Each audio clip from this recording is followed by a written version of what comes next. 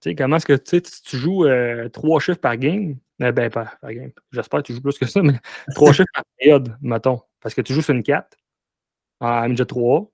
Tu joues 3 chiffres par période. Tu fais un chiffre de bon sur 3 ou 2 chiffres de bon sur 3. Ça t'aide pas là, quand le monde te regarde. Là.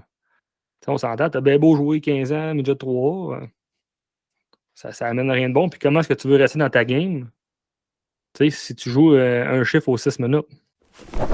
Avec le Perfo Elite Podcast, vous allez passer de la préparation à l'évaluation, au suivi, jusqu'à l'entraînement.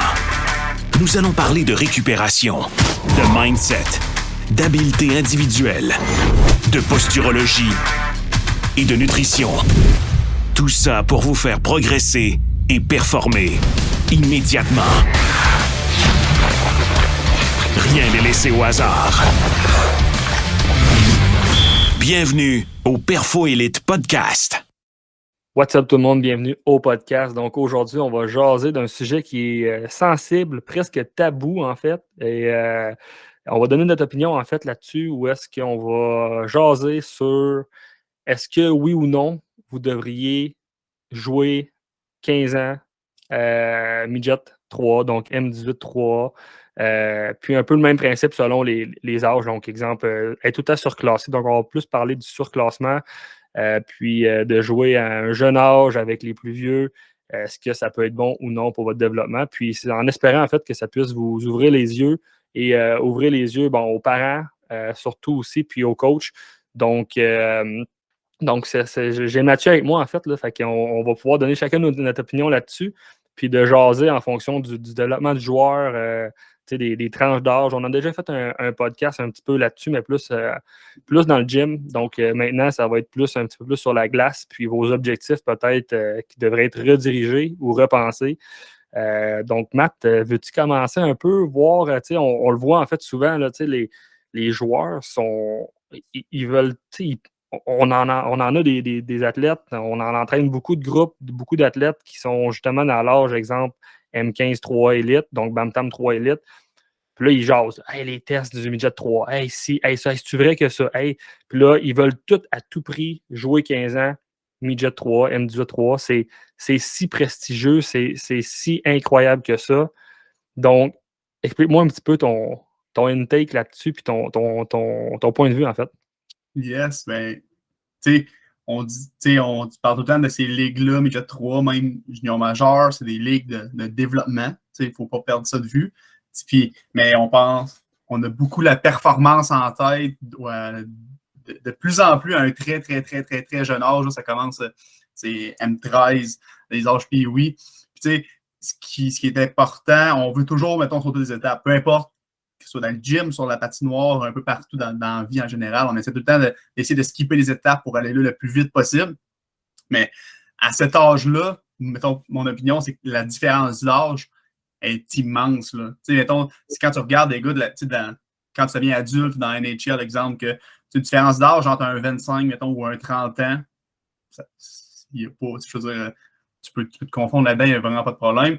Mais quand, exemple, on regarde juste junior majeur, mettons, des gars de 16 ans versus des adultes de 20 ans, il y a une méchante grosse différence d'âge. Fait que, dans ma tête à moi, il n'y a aucun doute que ça fait une grosse différence. Puis aussi, il faut absolument que ça rentre en considération quand on commence à parler de surclassement via une ligue comme tu parlais tantôt. Il faut que ça rentre en ligne de compte. Il y a beaucoup trop de maturité physique, puis aussi mentale, la maturité de la personne qui rentre en ligne de compte pour ça. Là. Ça, c'est 100%. Puis, tu sais, le développement du joueur, le sport, c'est un sport à développement tardif. Donc, je pense que ça fait 800 millions de fois qu'on le dit dans le podcast ou dans nos capsules ou dans nos textes qu'on met sur les réseaux sociaux, peu importe. C'est un sport qui se développe sur le tard. Puis, les joueurs vont atteindre leur plein potentiel vers quoi? 25, 28 ans environ. C'est là qu'ils vont souvent avoir leur pic, qu'ils vont avoir les meilleures formes physiques, les meilleures performances sur glace. C'est souvent dans ces âges-là que ça arrive. C'est pas pour rien que c'est rare les goalers, exemple, dans NHL à 18, 19, 20 ans. Tu as un Carey Price qui, bon, j'ai pas l'âge exact, mais il rentrait à quoi, 25 ans dans la ligue? Ish? À peu près 24, 23 peut-être. Puis Price, on en parlait beaucoup aussi. On parlait d'une maturité physique et, mettons, je sais pas comment on peut dire, mentale ou psychologique, disons. Là. Carey Price, c'était ça aussi. Là. Le gars, il a dominé partout. Là. Il a tout gagné partout avant d'aller dans national. C'est aussi ça qu'on disait, mettons, de Carey Price quand il est arrivé. Il est arrivé tôt pour un goaler.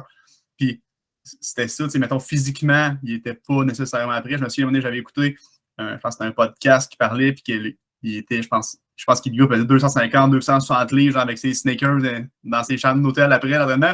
Ça prenait des gars à côté de lui, des vétérans qui disaient OK, c'est pas ça être un pro, mettons, là. Puis, c'est Carey Price, là. Ouais, ben c'est ça, tu sais, écoute, ça, on le voit en haut, tu sais, que, bon, les Fafans, puis ça, ces trucs-là, qu'ils veulent à tout prix voir des jeunes joueurs puis performer, mettons, dans la NHL. Mais tu sais, on le voit, en fait, dans le hockey mineur directement, où est-ce que, tu sais, je l'ai parlé un petit peu en entrée de jeu, où est-ce que tout le monde veut viser le midget 3 à 15 ans. Puis tu sais, c'est pas mauvais, mais un des gros problèmes, c'est que, bon, la ligue s'appelle la Ligue de développement M18-3.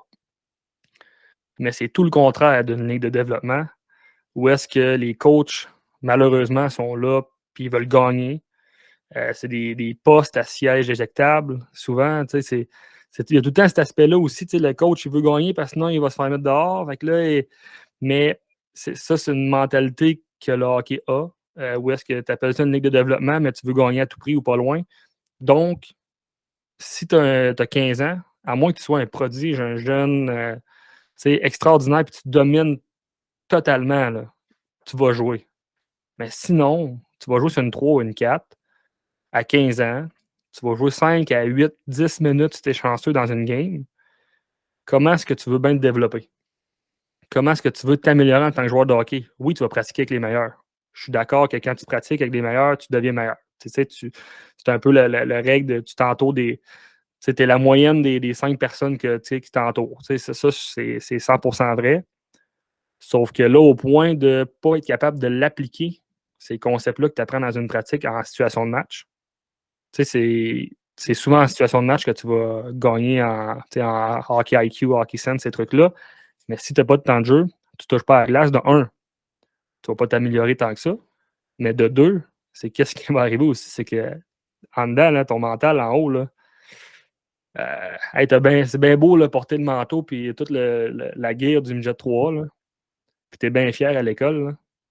Sauf que si tu es assis, tu te fais juste réchauffer le banc, puis tu t'entraînes, tu es capable de t'améliorer. Ben, à quoi ça a servi cette année-là? Tu aurais eu bien plus d'opportunités puis de développement, avoir step down, jouer midget espoir, exemple, M17-3, puis dominer ta saison. Tu aurais joué avec du monde qui sont très bons, qui sont de ton niveau. Tu es juste une coche au-dessus. Ben, guess what? Tu t'aurais bien plus amélioré parce que tu aurais joué 10, 12, 20 minutes par game. C'est deux des raisons que moi, ça me bug un peu plus. Jouer à 15 ans, midget 3. De un, à cause du style de coaching qui fait en sorte que si tu ne rentres pas dans mes 2 premiers trios, tu ne joueras pas plus. Tu as bien beau avoir 15 ans. Le développement, on va le faire dans les pratiques quand ça se passe aussi en situation de match. Puis, il y a l'autre aspect que tu joues quand même, veux pas, avec des joueurs 2 ans plus vieux que toi, que maturité physique, mentale, généralement, sont plus développés que toi. Il peut arriver, il y a plus de chances qu'il y ait un incident qui arrive. Là. On s'entend en partant, à moins que tu aies la shape et tout pour ça, mais ça n'arrive pas tout le temps. Puis, puis après ça, on le voit en fait. Là, si vous écoutez le podcast aujourd'hui, regardez au mois de juin, je pense que c'est en juin, le draft, la GMQ. Regardez-les comme il faut. Puis, je suis pas mal sûr que la moyenne du nombre de joueurs 15 ans repêchés, il y en a plus midget d'espoir en termes de moyenne par round que. Je ne sais pas trop clair ce que je viens de dire, là, mais tu sais, c'est pas rare qu'on va voir des joueurs de 15 ans se faire repêcher d'un 200e rang.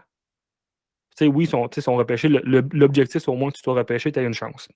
Mais c'est pas rare qu'on les voit sortir là puis qu'on voit des joueurs midget espoir sortir beaucoup plus tôt qu'eux, ben la raison est simple, c'est qu'eux se sont fait voir, se sont développés.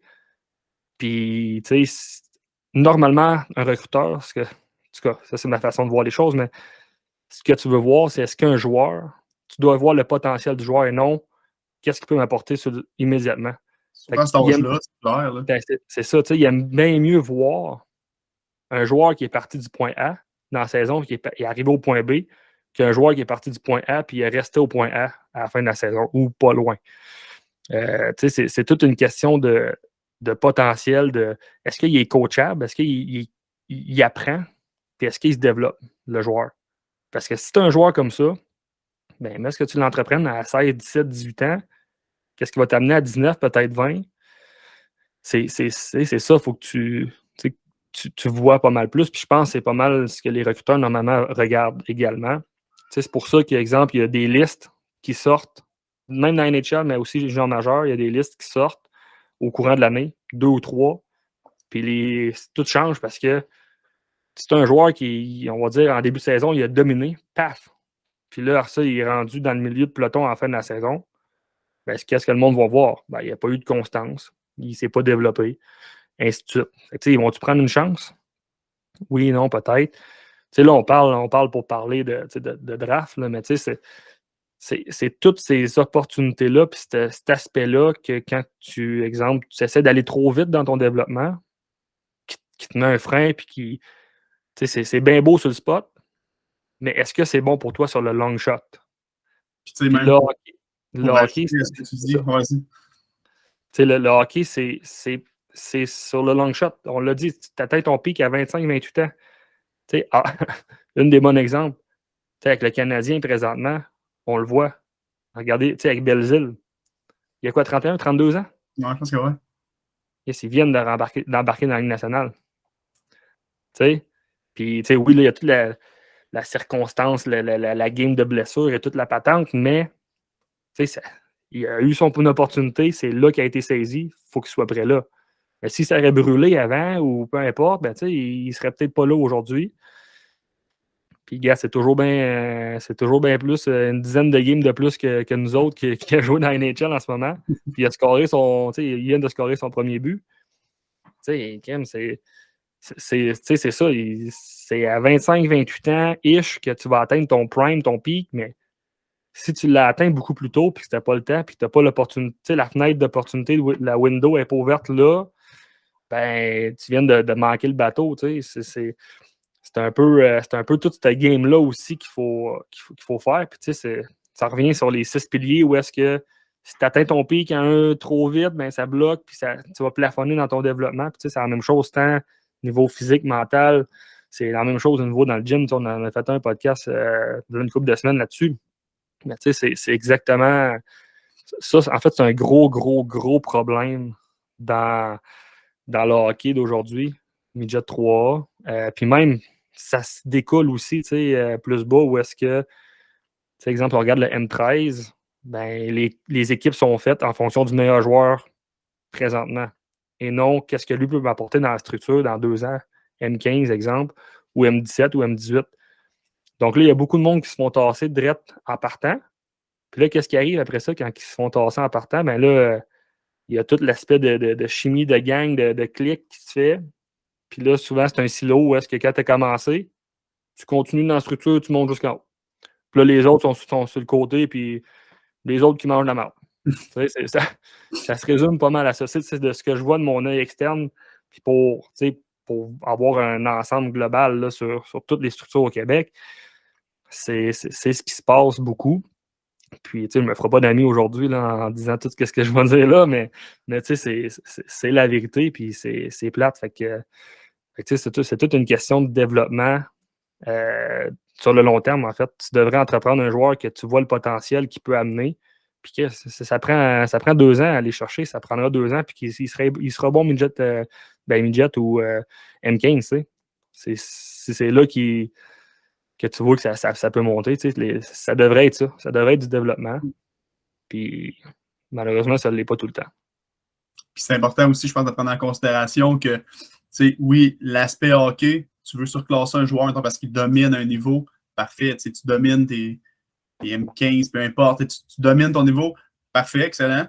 Mais profite-en. Tantôt, tu parlais des piliers. Profite-en pour ajuster, pour améliorer tes autres piliers. Tu sais, comment être hors glace, mettons, est-ce que tu es physiquement rendu où est-ce que tu devrais être? Est-ce que tu as du retard? Est-ce que niveau mindset, ou est-ce que là, ça a un gros impact, je trouve, sur un surclassement, mettons. Est-ce que là, tu as des choses à améliorer? Ben, profite donc de ça pour les améliorer. Puis, même au niveau hockey, une pratique, que ce soit une pratique M15, une pratique M17, tu peux t'améliorer, peu importe le niveau que tu joues. C'est pas parce que tu domines un niveau que tu n'as absolument rien amélioré et que tu ne pourras pas t'améliorer pendant cette année-là. Je pense que le surclassement, comme on parle, il faut vraiment que le développement du joueur soit au centre de ta décision. Si le joueur peut, mettons, c'est mieux pour son développement parce que peu importe, le joueur est plus gros, plus grand que tout le monde, puis que physiquement, il domine sa ligue. Bref, il y a 1000 facteurs qui rentrent en considération.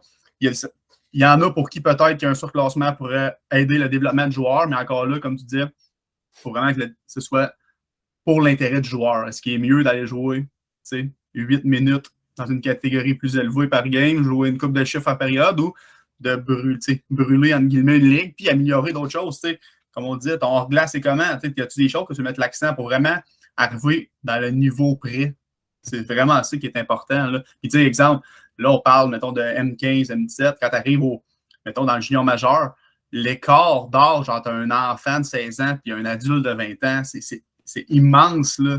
Autant sur la patinoire que dans la vie. Je veux dire, l'ado de 16 ans dans sa vie n'est pas à la même place, pas une minute qu'un adulte de 20 ans, que des fois, il y a un enfant à la maison. C'est complètement deux mondes différents. Là. Fait que, peu importe l'âge, il faut vraiment le prendre en considération. Puis plus je trouve l'enfant, l'ado, entre guillemets, est jeune, plus l'impact est grand là, sur un surclassement. Là. Fait que, je pense vraiment que le développement du joueur, autant sur la glace que physiquement, que moteur, doit être pris. C'est l'élément numéro 1 à prendre en considération pour un surclassement. Ah, 100%. Puis tu sais, mettons, si j'avais un conseil, mais mettons que tu aurais l'opportunité d'accepter ou non un surclassement. Mettons, tu te poses une seule question. Ça se limiterait pas, pour faire ça simple le plus possible, ça se limiterait à ça, ou est-ce que tu te dis, OK, mettons, si je joue là, qu'est-ce que ça va m'apporter? Ça va être quoi mon temps de jeu? C'est qu'est-ce que je vais pouvoir faire? Puis si c'est même pas le 3/4, mettons, tu s'en vas sur ton surclassement, puis exemple, on va dire, prendre ça simple, tu vas faire à peu près 20 minutes par game, on va dire. Bon, c'est sûr que hockey mineur, ça roule pas le banc autant que la même façon que la NHL, là, mais mettons qu'on va dire que tu roules un peu plus qu'à ton tour. On va dire en haut, à ton niveau que tu devrais jouer. Puis qu'exemple, on va dire M15 3 Elite, puis qu'on va dire tu aurais pu être surclassé midget espoir, exemple. Mais que midget espoir, tu passes un tour sur 2. Genre, pose-toi cette question-là. Est-ce qu'en termes de temps de jeu, de glace, de développement, ça va m'aider? Ou c'est vraiment plus pour avoir le jacket, puis de porter la guerre que je joue en haut, puis me péter les bretelles un peu? C'est pas mal la seule question que tu devrais te poser rendu là. Si tu es M15-3A, exemple, puis tu t'en vas midget l'année d'après, puis tu te fais offrir que tu peux jouer à 15 ans, ben, est-ce que tu vas jouer à ton tour ou est-ce que tu vas moins jouer que la moyenne? C'est vraiment ça. Tu vas jouer dans la moyenne du temps de jeu de l'équipe ou un peu plus, comme que tu ferais où est-ce que tu devrais jouer, ou est-ce que tu vas jouer moins parce que tu es plus jeune et tu n'es pas aussi haut que les autres, exemple, en termes de développement? C'est vraiment la seule question que tu aurais à te poser. Puis oui, c'est une grosse question parce que sur le moment, tout le monde va dire moi, je m'en vais jouer là, en haut. C'est sûr, c'est un achievement, on s'entend. Mais question hockey-wise, puis c'est même pas par rapport ben là, si je joue à 15 ans, mais j'ai 3A, j'ai plus de chances de me faire rapprocher. Ça joue sur la glace, le hockey. Hein? C'est vraiment. Combien qu'il y en a qui vont se faire sortir, mettons qu'ils jouent midget espoir, qui vont se faire sortir au draft avant des joueurs 15 ans qui jouent dans le midget 3, ils vont en avoir une pelletée. C'est le même à toutes les années. Si je peux prendre un exemple de l'année passée, On a Ruggiero, un goaler à Laval, qui était midget espoir, M17-3A, qui a joué toute l'année là. Mais écoute, les deux goalers, en fait, dans l'équipe, c'était incroyable. Là. Il était très, très fort. Mais mettons, lui, il arrêtait tout, là, genre littéralement. Là, c'était même pas drôle. Mais il n'y avait pas de place, exemple, en haut. Bon, à peu près. Midget 3A pour goaler là. Donc, il a goalé en bas. Mais il est sorti avant les goalers. C'est le premier goaler qui est sorti du draft, de mémoire. Compris tous les goalers. Il est sorti le premier de la deuxième ronde. Puis il a joué, il a goalé espoir et non. En fait, c'est pas le premier goaler parce qu'il y a eu le deuxième pick overall qui est Gabriel Daigle. Puis que lui, c'est autre chose. Hein. C'est quasi inhumain, mais c'est ça. Donc, tu sais, c'est le deuxième. C'est le deuxième. Fait que on va dire que c'est le premier goaler parce que Gabriel ne compte pas. Là, mais mettons, tu sais, mais il a passé avant le goaler de 15 ans qui était en haut, qui était midget 3. Pourquoi? Parce qu'il y en a un qui a goalé puis qui se faisait voir, puis l'autre ne goalait pas. Genre. Il y en a beaucoup après ça, des attaquants, des défenseurs. Même chose.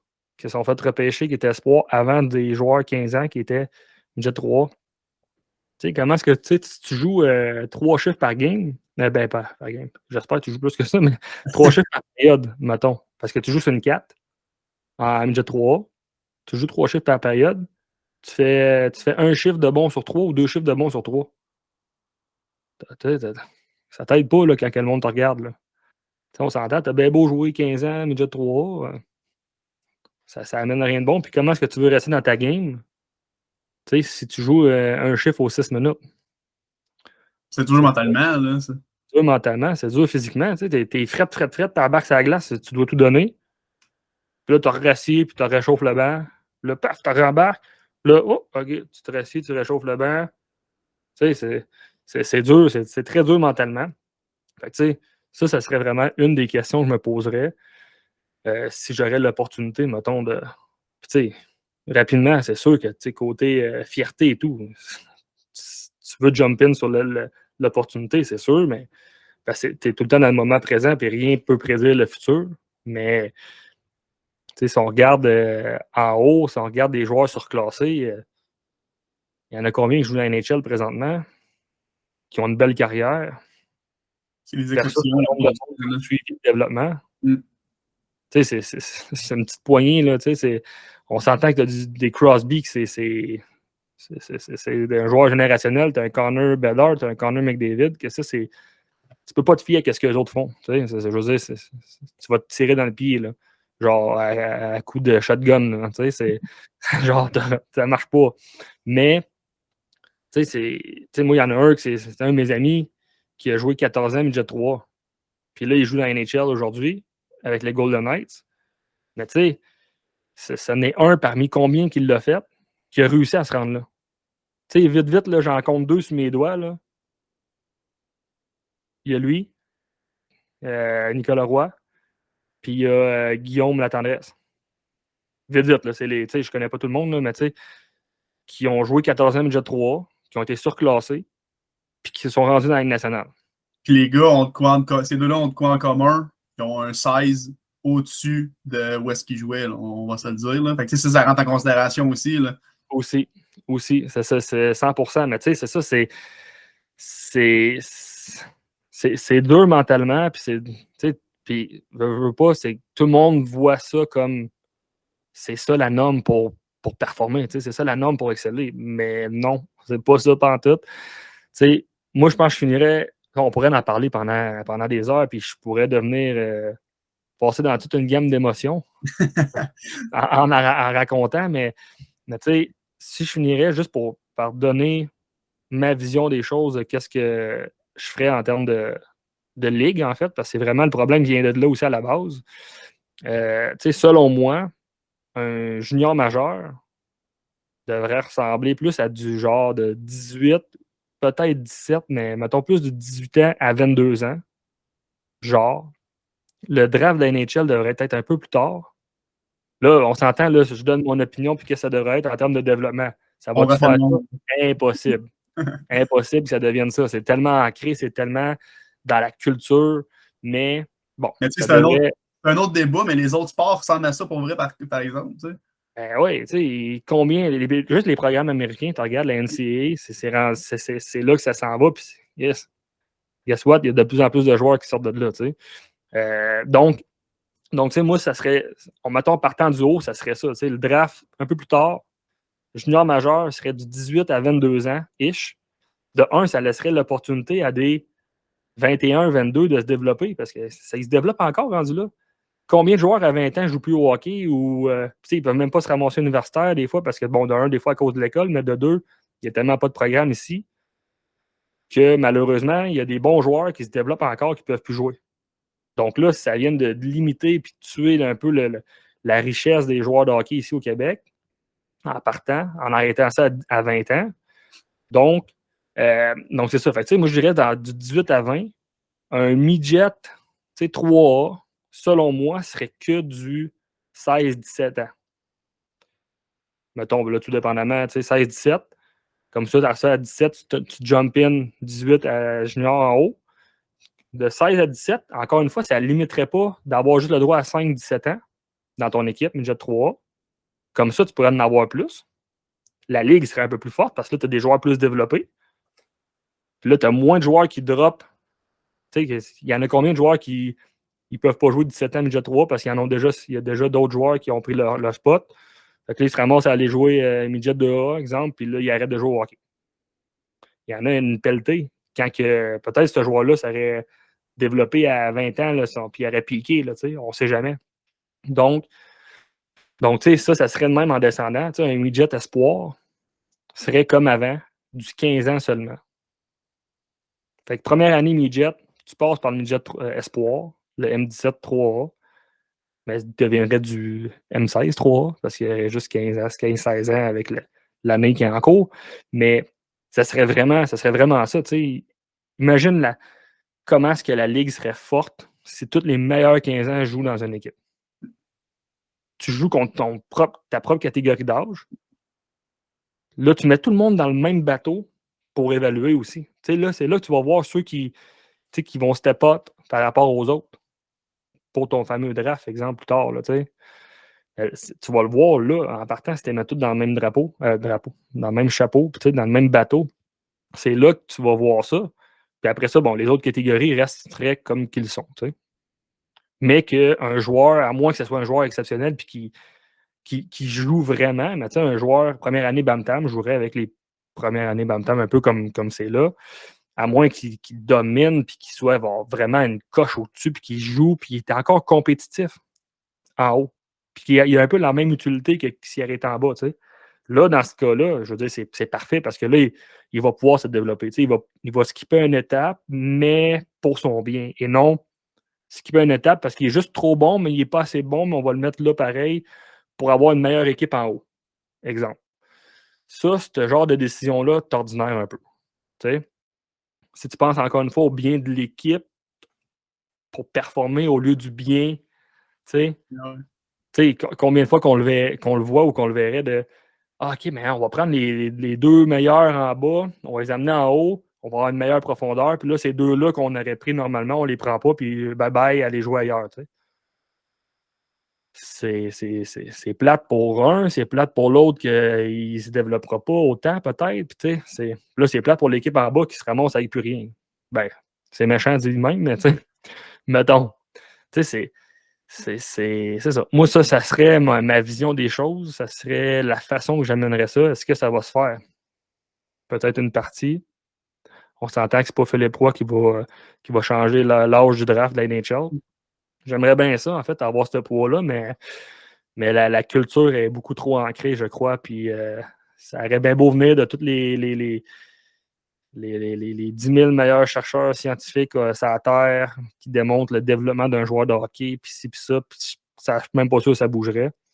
Donc, mais il en parle de plus en plus, genre, peu importe, tu regardes partout, là, de plus en plus, je trouve qu'on prend en considération l'âge des joueurs, le développement général du joueur est beaucoup plus pris en compte qu'avant, je trouve. Juste pour l'âge des gars, on peut le voir pratiquement à n'importe quel niveau, mettons mineur, que tu regardes les statistiques de l'équipe, puis tu peux pratiquement guesser à 100% quel âge ont les joueurs selon les stats, mettons à quel point l'âge est important dans un niveau.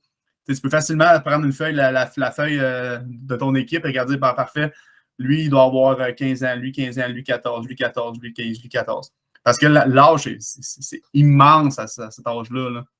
Ouais, mais c'est ça, exact. Puis, ça, c'est 100% vrai. Fait que, écoute, on pourrait arrêter ça là puis faire un recap, mais si j'aurais un recap à faire, si tu as la chance, ou même pas avoir la chance, toi, profondément, que tu veux te rendre M18, on va prendre le cas de M18-3, c'est celui-là le plus fréquent, mais le M18-3, puis tu veux te rendre là à 15 ans, puis tu te fais couper, puis que, oui, c'est dur sur le moral, mais mettons, tu te fais retrancher du midget 3 à 15 ans, puis tu vois ça comme un échec total, bien, Chris, il te reste encore des 5-10 ans à pouvoir te développer en tant que joueur de hockey, puis performer, puis atteindre ton plein potentiel.